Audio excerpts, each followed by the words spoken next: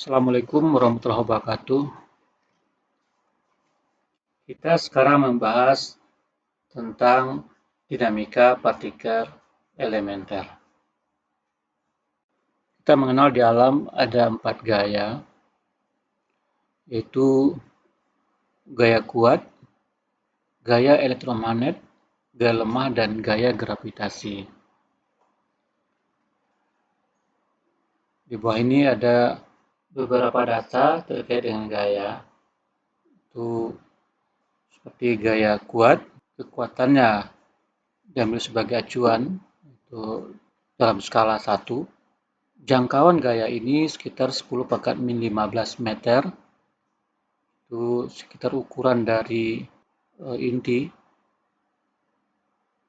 partikel mediatornya adalah gluon. Partikel ini masanya 0 secara teoritis dan spinnya sama dengan 1.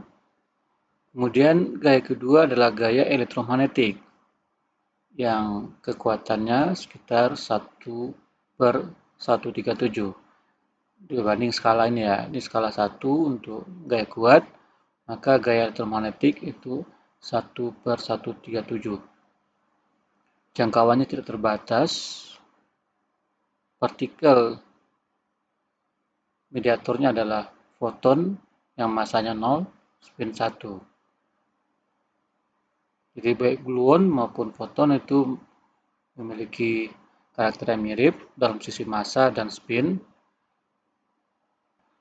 Dan yang ketiga, gaya lemah atau weak. Itu jangkauannya sekitar 10⁻⁻6, gaya yang bertanggung jawab dalam interaksi yang menghasilkan peluruhan beta. Jangkauan gaya itu 10⁻18 meter. Itu sekitar 0,1% dari diameter sebuah proton. Dan partikel mediatornya adalah intermediate vector bosons, yaitu W+, W-, dan Z. Masanya lebih dari 80 gigaelectronvolt dan spinnya 1. Kemudian gravitasi yang kekuatannya paling lemah, sekitar 6×10⁻39. Kemudian jangkauannya tidak berhingga. Dan partikelnya secara teoritis adalah graviton, masanya 0, spinnya 2. Masing-masing gaya memiliki teori fisika tersendiri. Teori klasik dari gravitasi tentu saja adalah teori gravitasi umum Newton. Teori ini diperumum lagi oleh Einstein dalam teori relativitas umum, atau yang biasa dikenal dengan nama geometrodynamics. Teori kuantum gravitasi yang lengkap belum berhasil dikerjakan sampai sekarang. Banyak ilmuwan berpendapat bahwa gaya gravitasi terlalu lemah untuk bisa dianggap berperan dalam fisika partikel. Teori fisika untuk gaya elektromagnet adalah elektrodinamik.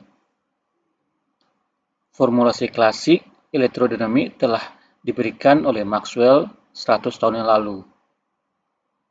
Teori Maxwell ternyata konsisten dengan teori relativitas khusus. Teori kuantum untuk elektrodinamik telah disempurnakan oleh Tomonaga, Feynman, Schwinger pada tahun 1940. Gaya lemah yang bertanggung jawab dalam peluruhan partikel beta dan juga peluruhan pion, muon, dan banyak partikel asing lainnya tidak dikenal dalam fisika klasik, dan gambaran teorinya sejak awal diberikan oleh formulasi kuantum relativistik. Teori pertama, gaya lemah diberikan oleh Fermi pada tahun 1933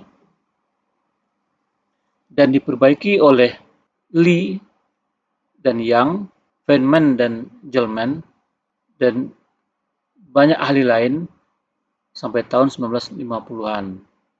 Dan menjadi bentuk yang eksis sampai sekarang oleh Glashow, Weinberg, Salam, atau yang dikenal dengan teori GWS. Teori GWS ini memperlakukan interaksi gaya lemah dan interaksi elektromagnetik sebagai manifestasi yang berbeda dari gaya tunggal elektroweak, dan penggabungan gaya lemah dan gaya elektromagnetik ini menjadi satu gaya tunggal elektroweak menyebabkan empat gaya di alam itu tereduksi menjadi tiga. Gaya terakhir, yaitu gaya kuat, telah diawali teorinya oleh Yukawa pada tahun 1934. Dan tidak ada lagi teori baru muncul hingga pada tahun 1970 yang melahirkan teori chromodynamics. Masing-masing gaya di atas dimediasi oleh pertukaran partikel.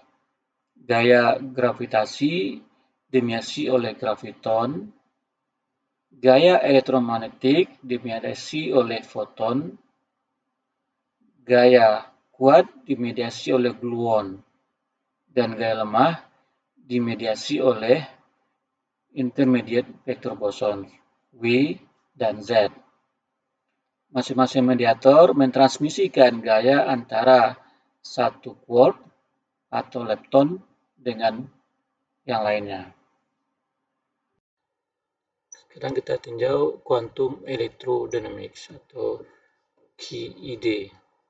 Quantum electrodynamics atau QED merupakan teori yang paling tua, yang paling sederhana, dan merupakan teori yang paling sukses di antara teori-teori yang lain.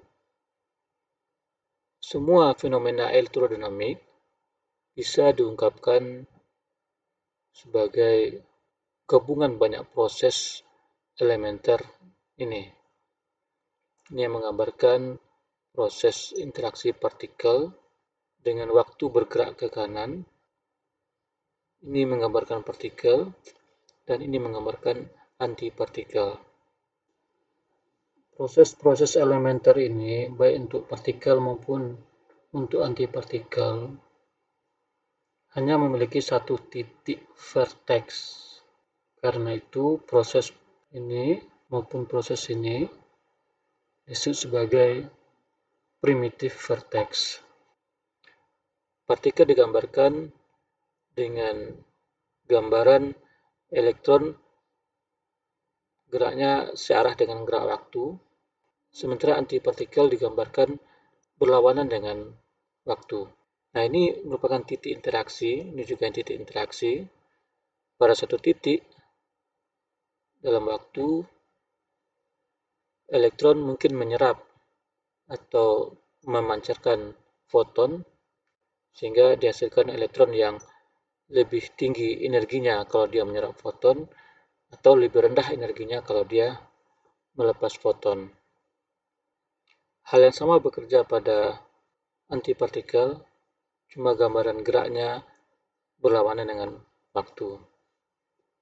Partikel yang terlibat dalam gambaran ini bisa merupakan elektron, bisa juga quark atau lepton yang lain, kecuali neutrino, itu tidak mengalami gaya elektromagnetik.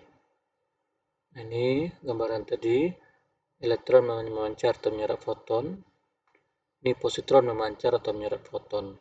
Jadi ini antipartikelnya. Nah, di sisi lain, ini ada pasangan elektron-positron. Elektron-positron datang, kemudian menghilang, terbentuk foton. Proses ini dikenal dengan proses anihilasi, atau sebaliknya, foton hilang membentuk pasangan elektron dan positron yang kita kenal dengan istilah proses kreasi. Untuk proses-proses yang lebih kompleks, kita bisa gambarkan proses-proses itu sebagai kombinasi dari dua atau lebih proses-proses sederhana sebelumnya, yang biasa kita sebut sebagai primitive vertex. Ini contohnya. Di sini ada dua elektron datang, kemudian mereka berinteraksi antara dua elektron ini melalui pertukaran foton, kemudian partikel ini pergi. Selama proses pemunculan foton dan pelenyapan foton hampir tidak ada jeda waktu. Ini adalah suatu kasus yang bisa kita temukan dalam gaya tolak Coulomb pada partikel bermuatan. Jadi dua partikel bermuatan merasakan gaya Coulomb yang sebenarnya merupakan proses transfer partikel foton satu sama lain, bisa ketika masing-masing melepas dan menyerap foton dari yang lain. Pada proses ini hampir tidak ada jeda waktu antara foton muncul dan foton lenyap. Dalam kuantum elektrodinamik, proses ini disebut sebagai Molar scattering yang menggambarkan interaksi tolakan Coulomb pada dua muatan yang sejenis, yang interaksinya dimediasi oleh pertukaran foton. Nah, ada proses lain, contohnya mana foton muncul dan lenyap itu ada jeda waktunya. Di sini mekanisme yang terjadi adalah antara elektron dengan anti-elektronnya atau elektron dengan positron. Di sini mekanisme elektron-positron lenyap, kemudian muncul foton, kemudian foton lenyap, memunculkan kembali elektron dan positron. Ya, ini adalah proses interaksi partikel dan antipartikelnya. Antipartikel dari foton, ya foton itu sendiri, tidak membutuhkan tanda panah arah geraknya. Jadi pada proses ini, elektron dan positron menghilang atau anihilasi, kemudian membentuk foton, kemudian selanjutnya foton menghilang, membentuk atau mengkreasikan elektron dan positron yang lain. Jadi lenyap pasangan elektron dan positron, kemudian dihasilkan pasangan elektron dan positron yang baru. Nah, proses ini melibatkan foton yang waktu muncul dan waktu lenyapnya memiliki jeda waktu. Proses ini menggambarkan interaksi tarikan Coulomb antara dua partikel bermuatan berbeda. Dalam teori kuantum elektrodinamik, proses ini dikenal dengan sebutan Baba scattering. Ada bentuk lain dari Baba scattering yang modelnya formatnya seperti Molar scattering, melibatkan dua partikel bermuatan berbeda. Pada kasus ini kembali hampir tidak ada jeda waktu antara muncul dan hilangnya foton selama proses interaksi. Ini merupakan proses Baba scattering yang ditandai dengan interaksi dua partikel bermuatan elektron dengan positron. Sementara kita tahu bahwa proses yang mirip untuk Molar scattering yang terjadi adalah interaksi antara partikel bermuatan yang sama, yaitu elektron dengan elektron. Sementara untuk Baba scattering itu interaksi antara elektron dengan positron. Silakan perhatikan tanda panahnya. Yang menggambarkannya adalah merupakan antipartikel dari elektron yang kita kenal dengan positron. Jadi ini juga merupakan suatu proses Baba scattering. Dengan hanya menggunakan dua titik vertex seperti yang kita dapatkan pada Molar scattering dan Baba scattering, kita juga bisa mengkonstruksi beberapa diagram sebagai berikut. Contohnya yang pertama adalah anihilasi pasangan, yaitu elektron plus positron menghilang berubah menjadi dua foton, Ini elektron, ini positron, berubah menjadi 2 foton.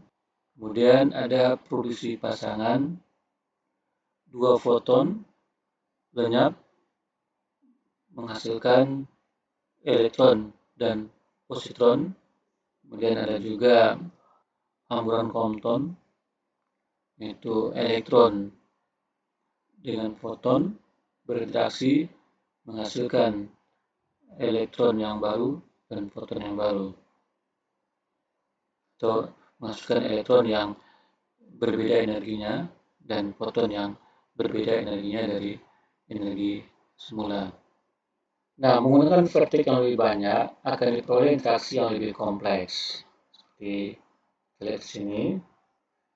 Di sini kita lihat yang garis seperti ini, yang keluar dari vertex terus sebagai garis eksternal, dan garis garis dalam ini kita kenal dengan garis internal. Seperti juga pada baba scattering, ini adalah garis internal dan ini adalah eksternal. Ini juga yang ini garis eksternal dan yang semua yang sini adalah internal. Juga eksternal, ini eksternal, sebelumnya itu internal, terus seterusnya. Nah, garis-garis internal itu juga menggambarkan partikel-partikel yang dipertukarkan.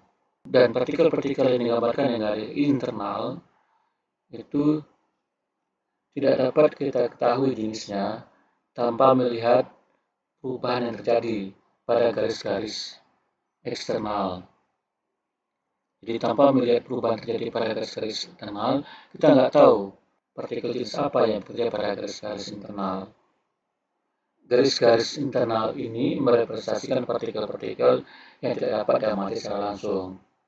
Partikel-partikel ini sebagai partikel virtual.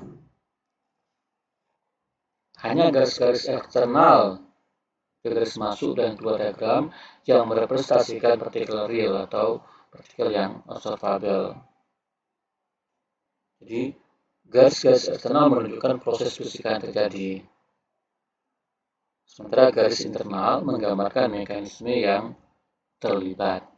Garis-garis eksternal menunjukkan proses fisika yang terjadi, seperti gaya tolak atau gaya listrik Coulomb, produksi pasangan, hamburan Compton, dan lainnya. Itu ditunjukkan oleh garis eksternal. Proses fisika apa yang terjadi. Sementara garis internal menggambarkan mekanisme yang terlibat, seperti adanya pertukaran foton virtual ataupun partikel virtual lainnya. Salah satu contoh sederhananya adalah hamburan Moller atau Moller scattering.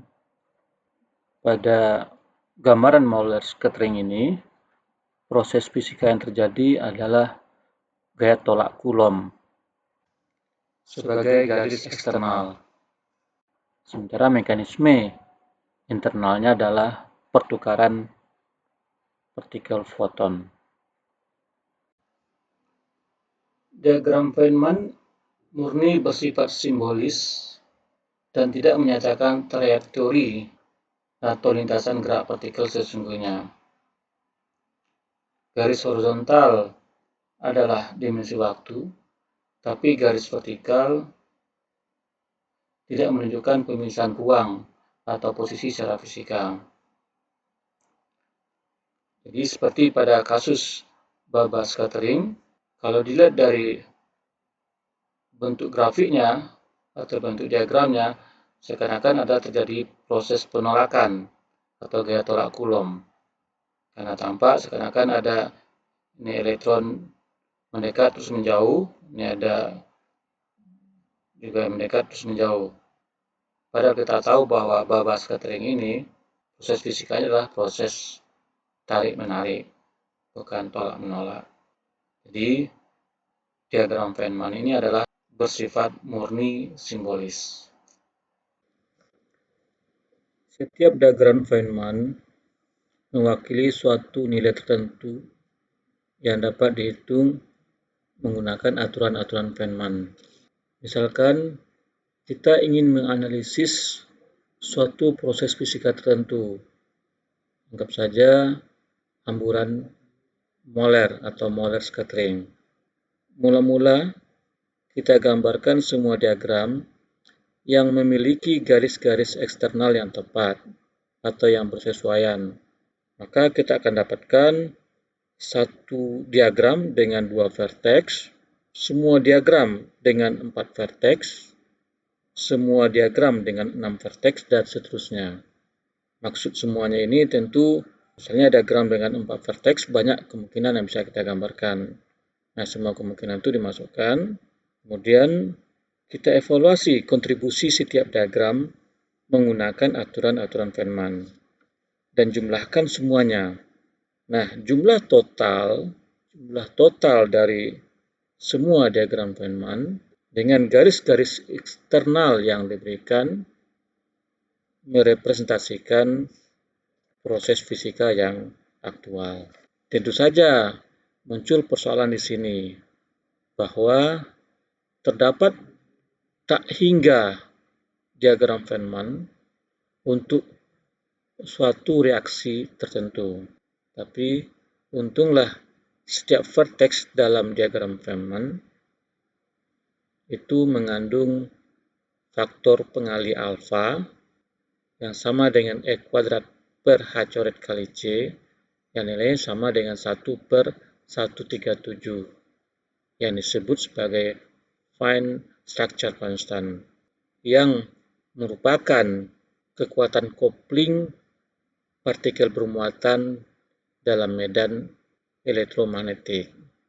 Karena alfa ini bernilai lebih kecil dari 1, maka makin banyak vertex dalam suatu diagram akan makin kecil kontribusinya pada hasil akhir.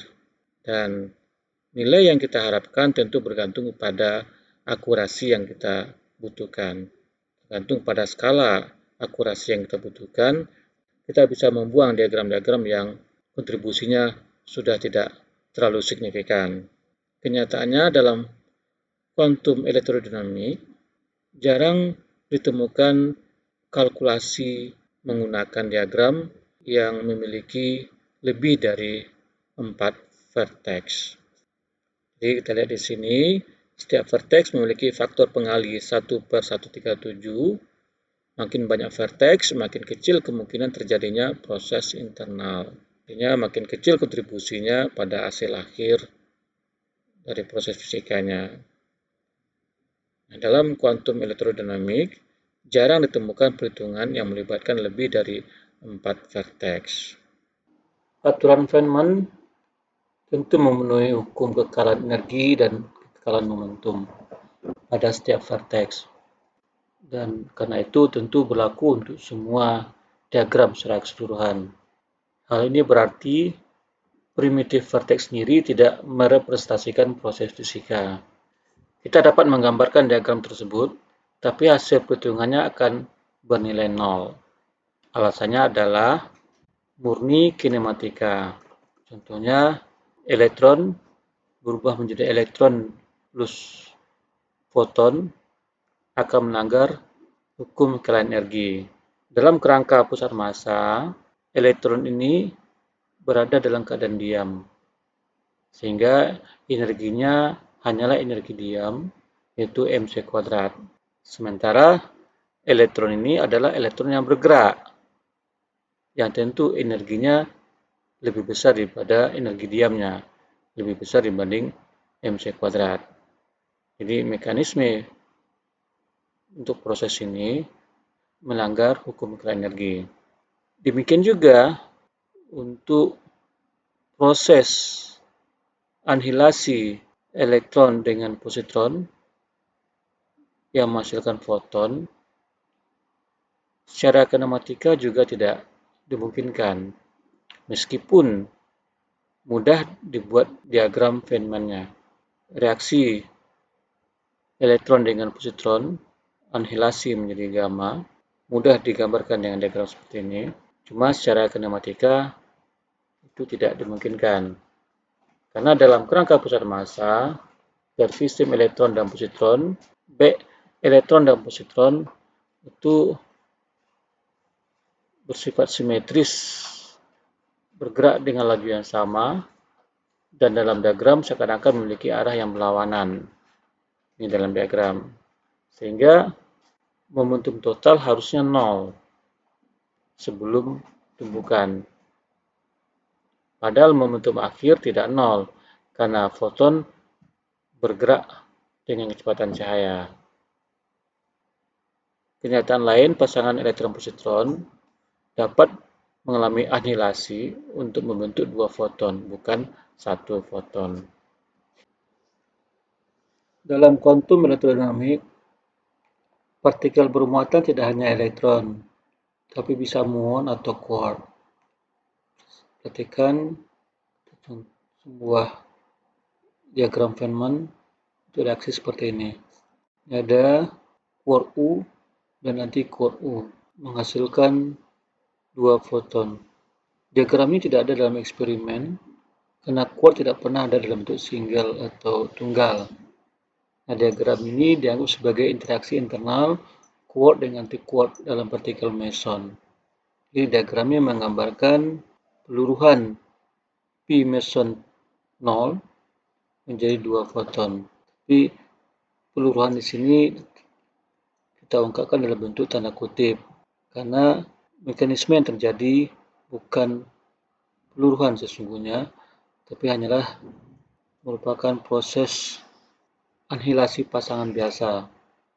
Proses ini menjelaskan mengapa pi meson 0 mempunyai waktu paruh yang jauh lebih pendek dibanding pi meson minus dan pi meson plus.